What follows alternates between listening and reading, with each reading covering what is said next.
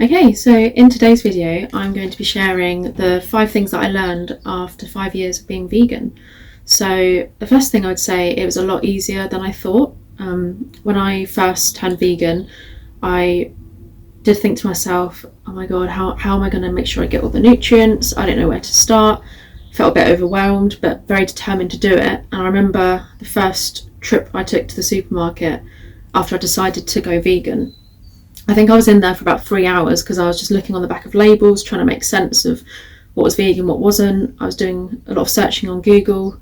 But even through that first shopping trip, I learned loads about what was vegan and what wasn't vegan.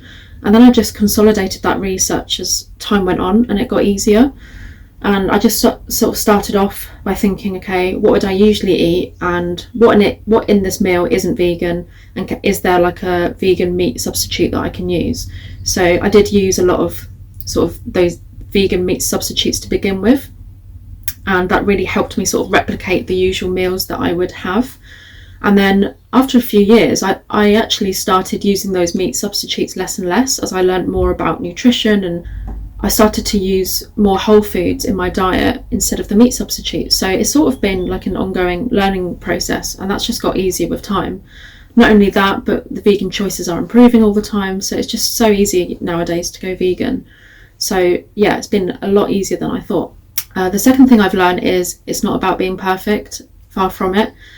I remember, the first time that I made a mistake when I was vegan, when I picked something up and I thought it was vegan, and then I later found out it wasn't. I felt really guilty at first, but then I just thought to myself, well, the main thing is that I'm trying, and like most of my diet is now vegan, so if you're going to make the odd mistake, like basically I don't beat myself up for that. Like, it's difficult sometimes when the things on the back of packaging might not always be clear. It might say things like may contain milk because they were processed in the same factory as something that had milk, for example. Or you might think, oh, I've still got this item of clothing that's like got leather and that's not vegan, and then you feel terrible. But actually I've learned the fact that I decided to go vegan, and I've made this concerted effort to really learn about what's vegan, what isn't, and eliminate the non-vegan things from my diet and my lifestyle. That's a massive step, and it still contributes positively to the world, even if you have the odd thing that isn't vegan. And it's all a process. Like, when I first went vegan, the main focus was my diet, and now my diet, I would say, is 99 if not 100% vegan. And then the other things that I have that are like secondhand clothes or things like that aren't vegan, it's about gradually phasing those out. Because if you can't afford to just replace all of the items in your home that aren't vegan, like some upholstery or clothing or shoes, whatever, it doesn't make sense to just then get rid of that totally if you can't afford it. And there's a question about wastage as well. So it's all a process, and it's not about being perfect. And the main thing is that you've got that knowledge now about why being vegan is important, and you're going as far as practically possible for you. So I've stopped sort of berating myself each time there's been like a slip up or something. It's all about doing the best you can within the system we've got. So yeah, that's a massive learning point. It's not about being perfect, because if you focus on trying to be perfect, then it's going to make you want to give up, and we don't want that at all. So the third thing I would say that I learned is it's a lifestyle and not a dietary preference. So I think when I first went vegan, I definitely thought of it as a dietary preference. Like, I first went vegan for health reasons, because I was already vegetarian for environmental reasons, and then I watched Game Changers, which is all about how you can be a healthy athlete on a vegan diet, and I was really inspired by their health benefits, so I did try to go vegan, and it was a dietary preference at that time. But it wasn't until I watched Earthlings where I really emotionally connected with the animal suffering that goes on in all the different animal industries, and that's when I emotionally connected with the animals, and I just became so determined to make sure I was never contributing to that as far as practically possible. So when it was like still a diet for me, I would sometimes, I guess, get a bit lazy, or like be like, it'd be fine, it's no big deal if I have this thing with milk in it. But yeah, once I connected to the animals, then I just became so determined that I didn't want to contribute to that at all. So that's when it became a lifestyle choice. My view of the world changed in the sense that I suddenly became hyper aware of like how we treat animals more generally, and the issue of speciesism, which is basically the practice of treating members of your own species as more morally important than members of another species. And it also opened up my eyes to like other forms of exploitation as well. There's something that happens when it becomes a lifestyle, that it just sort of makes you more aware of oppression and suffering more generally. It's like a gateway, I guess, or it was for me anyway, into learning about all these different things. Yeah, it's become more of a lifestyle about living kindly and with compassion, and living a lifestyle that's as gentle and as in line with nature as possible. And it's made me an even more compassionate person, even though I've always been a compassionate person. That's sort of was my route into becoming vegan, because I've always had that love for animals, but now I feel like I live by my values, and that's why it's become a lifestyle choice and not just this kind of, oh, I'll have the vegan option kind of thing. The fourth thing I learned is that it's been socially confronting, I would say, and this is a good thing. So of course, when you become vegan and a lot of people in your life aren't vegan, that can be very socially difficult, and it was difficult for me. You know, I learned about the suffering in all of the animal industries, and suddenly I felt sort of, I guess, one, overwhelmed by it. Like, how can all this be happening, and how does not everyone know about this? And then suddenly you go out for a meal with some friends or family, and they're obviously eating animals, and that can be really difficult, because you know in your heart that these people care about animals, and that you were them once, you were eating animals before. At first you sort of feel quite alone, because you're like, you've learned this horrible thing that is sort of kept behind closed doors.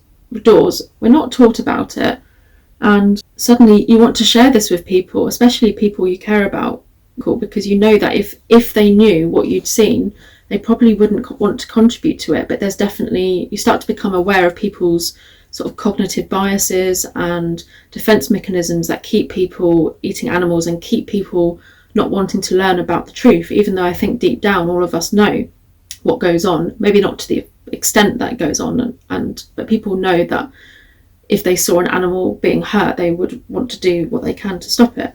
So that can be really difficult when you're seeing that sort of cognitive dissonance being played out amongst the people that you care about. It can be quite upsetting, because, you know, these are people you care about, these are people you feel emotionally connected to, and you've learnt this horrible thing, and you want other people to understand the suffering that goes on. So it can make social situations, particularly celebrations, particularly difficult. And I think I can speak for myself, but just from what I've heard a lot of other vegans say, that vegans go through this sort of inner turmoil where you don't want to cause discomfort, you don't want to cause arguments, but equally you feel so strongly in your heart that, you know, the animals don't have a voice, and you want to speak up for them, and you want to say about the suffering goes on, so that people are aware, and then perhaps they might make the more ethical choice.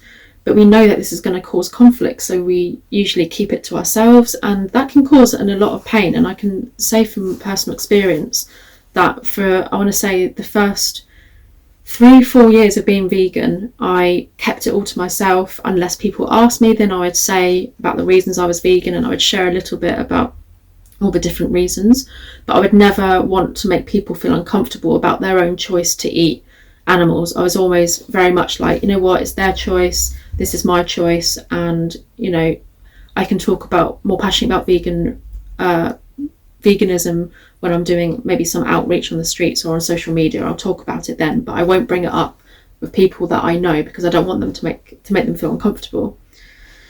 However, I think like every vegan, they come to a point where this becomes quite, I can't speak for every vegan, but just from a lot of vegans that I know, and for myself, you get to the point where you don't want to hold it in anymore, because it is quite painful, and you want to start speaking up for the animals more, because it just feels so wrong to sit there and know about this suffering going on that people are contributing to and not say anything. It just feels totally wrong, and like for me it felt like I was doing the animals and myself a disservice, because I would go out and do outreach with, you know, strangers on the high street and ask them about if they thought about going vegan, and share on social media, like, you know, different things about going vegan. But then in social settings with people that I care about, that I know, I wouldn't say anything, and it just felt inauthentic. So my veganism has sort of forced me to confront this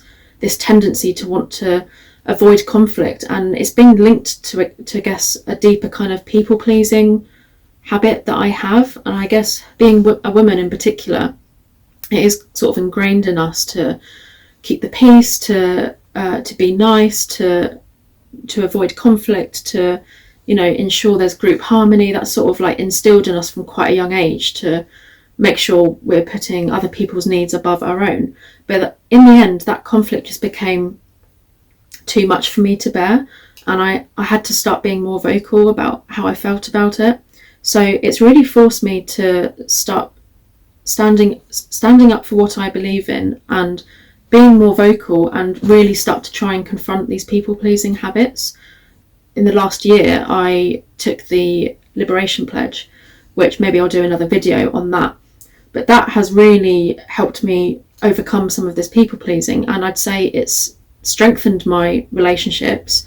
It's opened up opportunities for connections with other vegans, and I'm spending less time around animals being eaten, and I'm so much happier for it because I've put in those boundaries. So I can say that I think every vegan can, or should, if they can, try and go through this kind of dark night of the soul, where you overcome your inner insecurities around speaking up for yourself and speaking up for the animals, and becoming at peace with the discomfort, because ultimately it's through discomfort that we grow, and that we are able to connect authentically, and also attract people in our life who, you know, believe deeply the same things that you do.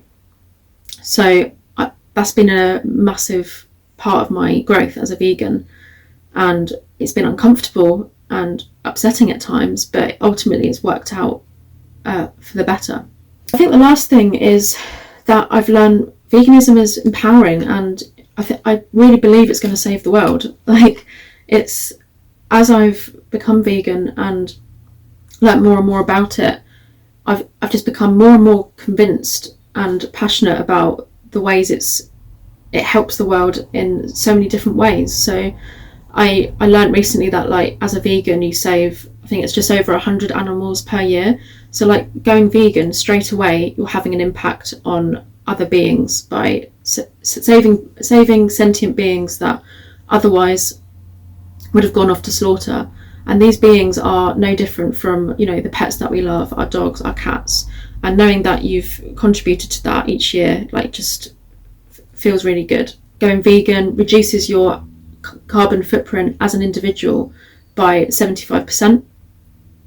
And then not only that, but a well-planned whole foods vegan diet can significantly reduce your risk of many diseases that are associated with the Western lifestyle. What I love about veganism is every single day, no matter what kind of day I'm having, whether it's a difficult day or if I'm upset about all the other things going on in the world, and God knows there's a lot of horrible things going on right now, each day I'm making a choice that not only positively impacts my health and the environment, but most importantly for me anyway, like the animals.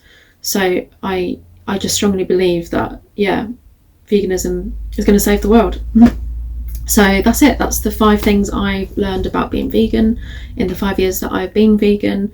So I'd be really interested to hear what you've all learned as being vegan. Please do share in the comment section below, and like and subscribe if you like this video, and I'll catch you next time.